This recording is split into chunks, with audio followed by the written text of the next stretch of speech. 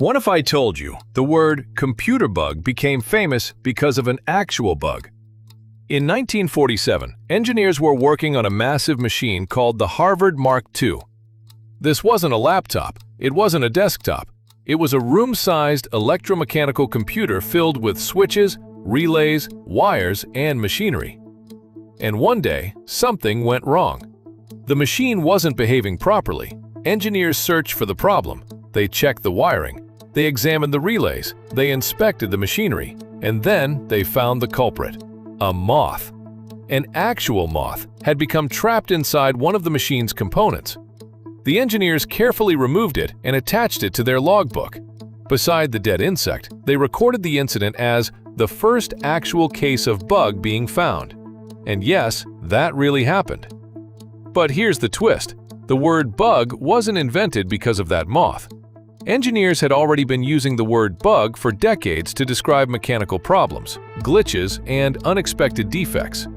Thomas Edison, for example, used the term in the 19th century when discussing problems with inventions.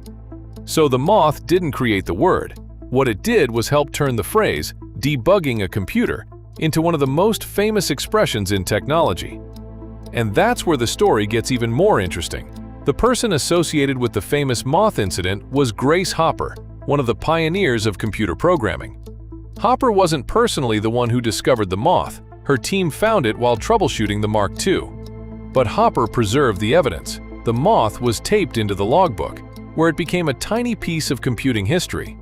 Imagine how strange that moment must have been. The engineers were dealing with one of the most advanced machines ever constructed. They were trying to understand why an enormous computer wasn't working correctly.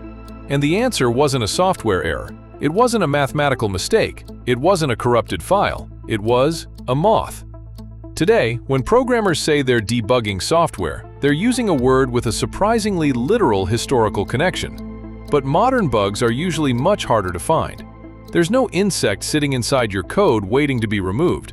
A bug can be a single misplaced character, a mathematical error, a memory problem, a timing issue, or one tiny assumption buried inside millions of lines of code. And sometimes, the computer does exactly what you told it to do. The problem is that you didn't realize what you told it to do.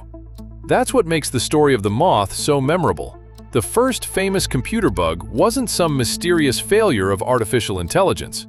It was an insect that wandered into a machine and accidentally became part of technological history.